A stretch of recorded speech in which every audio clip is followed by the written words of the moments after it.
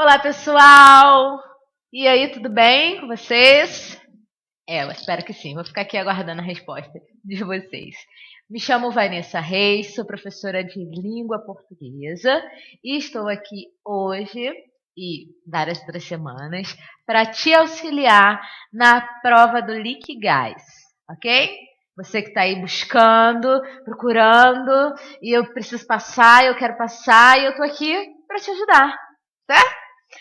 Nós da NBTA temos essa surpresa, essa novidade para vocês. Toda semana nós vamos liberar um vídeo, ok? Da resolução dessa última prova que teve do Liquigás do ano passado. As resoluções de língua portuguesa comigo e as resoluções de questões de matemática com o professor Herbert Azevedo, tá? E o que a gente quer é te ajudar para você poder passar. Simples. Eu te explico português, o Herbert te explica matemática e você passa. Olha, é uma equação perfeita. Depois o Herbert explica a equação, porque eu sei explicar esse negócio não. Negócio de matemática comigo não. Eu sou bom em português, então eu vou te ajudar em língua portuguesa, ok? E eu ainda tenho mais algumas novidades para você e eu vou falar disso daqui a pouquinho. Ah, olha só, não esqueçam, ok? As inscrições do Liquigás vão até, se eu não me engano, já 10 de agosto, hein? Tá terminando. Corre, acelera, tá? Ai, tô sem dinheiro. Pede emprestado. Não tem desculpa não. Faz a prova, assiste os vídeos e estuda em casa. Se você não estudar, não vai ter como você passar. Ok? Eu já tenho várias outras novidades para você que eu já vou te contar. Tá bom? Então, como é que vai funcionar os nossos vídeos? Toda semana, como eu falei, vai ser liberado para você um vídeo, tá? Uma questão a cada semana. Hoje, como é a nossa primeira questão, e a primeira questão é sempre de interpretação de texto, nós temos um texto da prova e eu vou fazer essa leitura do texto junto com vocês, tá? Antes de fazer a leitura, deixa eu falar um trem para vocês. Eu estou olhando a cola ali, tem um quadro com a cola. Aqui embaixo do meu vídeo, aqui embaixo, tá? Vai ter o endereço do site da NBTA. Deixa eu te falar um negócio. Se você for lá no site, vai ter uma surpresa para você. Você vai no site, você se inscreve lá, acessa a plataforma do NBTA, ok? É, isso mesmo. Se cadastra na plataforma do NBTA, que vai ter um demonstrativo para você. Vai ter vídeo sobre outras questões disponíveis para você. Tá? Questões de português e matemática também. E isso é vamos dizer assim, um doce que a gente vai botar na sua boca. Né? Para você poder assistir. Gostou? Se você gostar dos vídeos, e eu particularmente acho que você vai gostar, até porque vai te ajudar na prova, não adianta. A gente vai liberar para você só, no caso, 10 questões de língua portuguesa e 5 de matemática. Esse ano a prova tem 10 questões de matemática e está prometendo ser um pouquinho mais difícil do que foi no ano passado, principalmente porque está todo mundo buscando. Então a banca com certeza vai puxar um pouquinho mais, tá?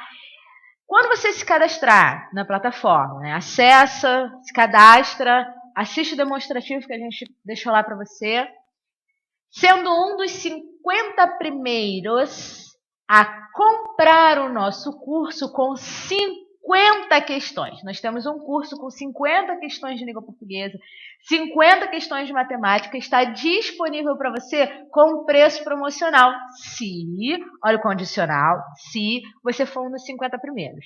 Se eu fosse você, eu aproveitava o início do mês, para poder dar um pulinho lá no nosso site e saber esse preço. Não precisa se preocupar, tá? Use cartão de crédito que parcela, tá bom? O nosso objetivo é facilitar a sua vida para que você tenha acesso a informações, às questões, ao conhecimento e seja aprovado nos concursos. Ok? Depois eu falo disso de novo e vamos para as questões que eu já estou aqui, ó. Blá, blá, blá, blá, blá. Vamos lá? Nós temos um texto aqui. Nós temos um texto, eu vou fazer essa leitura junto com vocês e a gente resolve a questão 1, tá bom? Vai ser um pouquinho comprido, tenha paciência e leia junto comigo. Vamos lá. A negação do meio ambiente. O século XX conseguiu consolidar o apartheid entre a humanidade e as dinâmicas próprias dos ecossistemas e da biosfera. Até o final do século XIX, quando nasceu meu avô, a vida na Terra, em qualquer que fosse o país, tinha estreitos laços com os produtos e serviços da natureza. O homem dependia de animais para a maior parte do trabalho, para a locomoção, e mal começava a dominar máquinas capazes de produzir força ou velocidade. Na maioria das casas, o clima era regulado ao abrir e fechar as janelas. E quando muito, acender lareiras onde madeira era queimada para produzir calor. 100 anos depois, a vida é completamente dominada pela tecnologia, pela mecânica, pela química e pela eletrônica, além de todas as outras ciências que tiveram o exponencial salto desde o final do século XIX. Na maior parte dos escritórios das empresas que dominam a economia global, a temperatura é mantida estável por equipamentos de ar-condicionado, as comunicações são feitas através de telefones sem fio e satélites posicionados a milhares de quilômetros em órbita, as dores de cabeça são tratadas com comprimidos e as comidas vêm em embalagem com códigos de barra. Não se trata aqui de fazer uma negação dos benefícios do progresso científico, que claramente ajudou a melhorar a qualidade de vida de bilhões de pessoas e também deixou à margem outros bilhões, mas de fazer uma reflexão sobre o quanto de tecnologia é realmente necessário e o que se pode e o que não se pode resolver a partir da engenharia. As distâncias foram encurtadas e hoje é possível ir a qualquer parte do mundo em questões de hora. Isso é fantástico.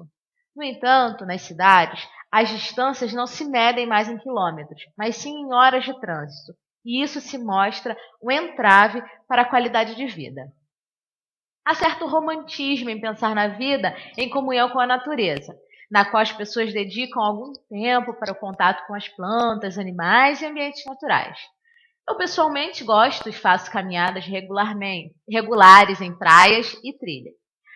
Mas não é disso que se trata quando falo na ruptura entre a engenharia humana e as dinâmicas naturais. Há uma crença que está se generalizando de que a ciência, a engenharia e a tecnologia são capazes de resolver qualquer problema ambiental que surja. E esse é um engano que pode ser, em muitos casos, crítico para a manutenção do atual modelo econômico e cultural das economias centrais, e principalmente dos países que agora consideramos emergentes. Alguns exemplos de que choques entre a dinâmica natural e o engenho humano estão deixando fraturas expostas. A região metropolitana de São Paulo está enfrentando uma das maiores crises de abastecimento de água de sua história. As nascentes e áreas de preservação que deveriam proteger a água da cidade foram desmatadas e ocupadas. No entanto, a mídia e as autoridades em geral apontam a necessidade de mais obras de infraestrutura para garantir o abastecimento, como se a produção da água do ecossistema não tivesse nenhum papel a desempenhar. No caso da energia, também existe uma demanda incessante por mais eletricidade, mais combustível e mais consumo. Isso exige o aumento incessante da exploração de recursos naturais e não renováveis. Pouco ou nada se fala na elaboração de programas generalizados de eficiência energética, de modo a economizar energia sem comprometer a qualidade de vida nas cidades. Todos esses dilemas, porém, parecem alheios ao cotidiano das grandes cidades. A desconexão vai além da simples percepção. Nas cidades, as pessoas se recusam a mudar comportamentos negligentes, como o descarte inadequado de resíduos ou desperdício de água e energia. Há muito a mudar. Pessoas, empresas, governos e organizações sociais são os principais atores de transformação, mudanças desejáveis e possíveis, mas que precisam de uma reflexão de cada um sobre o papel do meio ambiente na vida moderna. Esse é um texto da Adalberto Marcondes, A Negação do Meio Ambiente, e foi tirado do site da Carta Capital. Bem, vamos lá. Nós tivemos aí um texto, ok? Ele é meio grandinho, né? E as provas de língua portuguesa dessa banca, da prova do Liquigás, é uma banca que ela tem um texto, ela te dá um texto, e a partir desse texto ela cria as questões. Aí você tem a primeira ou a segunda, ou a primeira e a segunda como interpretação de texto, e algumas outras questões que é necessário que você retorne mesmo ao texto para poder fazê-las. Tá? É um texto, né, aparentemente simples, é um texto de opinião desse autor, né, quando ele fala de como era no século XIX, como as coisas mudaram a partir do século XX, como as pessoas têm aproveitado os benefícios os benefícios da engenharia, da eletrônica, da mecânica, né, dessas mudanças. Entretanto, essas mudanças também trazem algumas coisas de não muito boa. E aí ele cita algo que foi muito propagado no ano passado, no ano de 2014, que foi a questão da água e da eletricidade na cidade de São Paulo, né?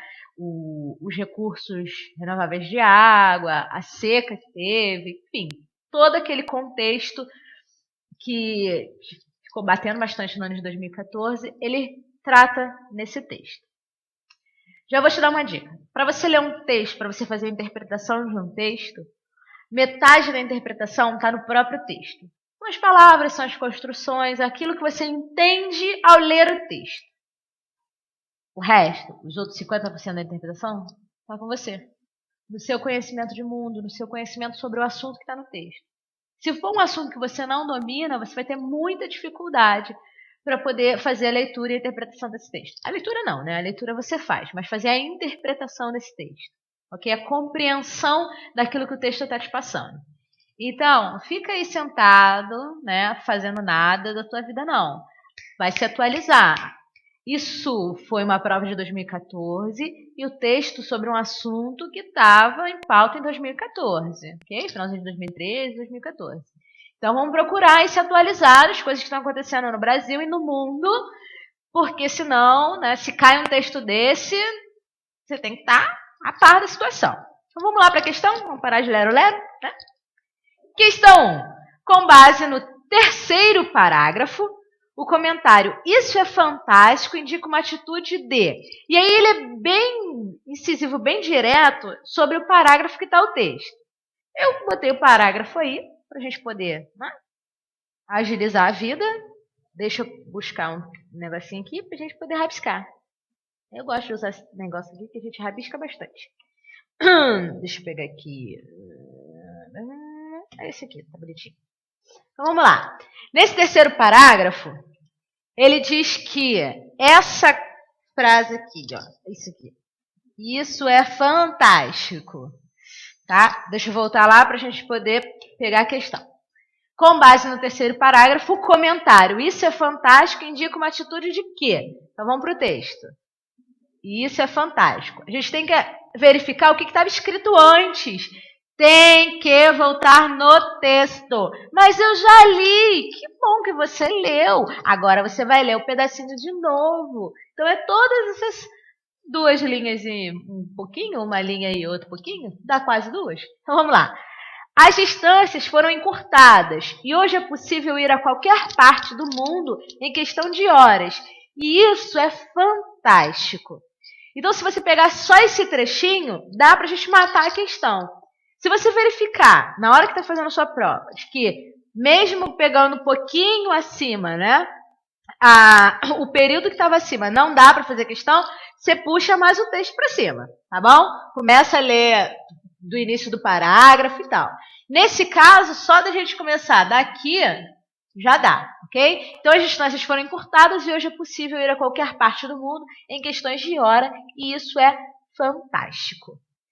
Esse comentário, olha o enunciado, esse comentário indica uma atitude de quê? De irritação? Pareceu que o autor estava irritado quando ele falou isso? Eu acho que não, né? De pessimismo, ele estava pessimista? Ah, isso é fantástico! Nem sei como é que seria isso, é fantástico com pessimismo. Também não é. Admiração? Parece que ele estava admirado quando ele falou isso. Não sei, talvez, maybe. Quando você tiver dúvida, coloca um ponto de interrogação na questão, porque a gente ainda não viu a D e a E. D, ingenuidade? Tinha um tom de ingênuo? Eu acho que é não. Divertimento? Ele pareceu divertido? Talvez não, talvez sim. Até porque o gabarito é a C. Letra C. Então, volta aqui para mim. Então, vamos lá. É uma questão de interpretação textual e ele foi muito direto no parágrafo. Ele nem perguntou o texto como um todo.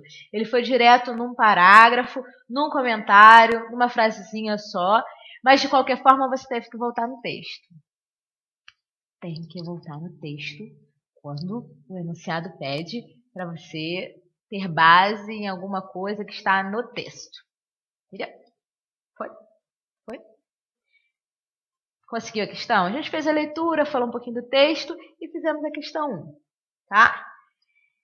Por hoje a gente fica por aqui na questão, ok? Mas aí, ó, semana que vem a gente vai fazer a questão 2, ok? E aí na outra questão 3, na outra questão 4, na outra questão 5, e assim sucessivamente até a gente chegar a 10, ok? E o seguinte, só para relembrar, dá um pulinho lá no nosso site, na nossa plataforma, ok? Se inscreve, tá? Se inscreve na plataforma, tem uma surpresinha lá para você, tem um demonstrativo para você, é para você, então se inscreve lá e compra o nosso curso, né? E aí você vai ter 50 questões. 50, são, 5 vezes 10. 50 questões aí para você poder estudar na prova. Ó, que maravilha! Tá? E acessa os outros vídeos também. Já tem um vídeo de matemática aí liberado para vocês. Se você não encontrar aqui, você bota lá Liquibras, LBTA, enfim. Faz uma busca legal. A gente vai ver se a gente consegue linkar um vídeo com o outro, para você não precisar ficar buscando muita coisa. Tá bom? Entendeu? Foi? Mesmo? De verdade? Então tá bom. Um grande beijo. Fica bem e eu te aguardo na nossa próxima aula, tá ok?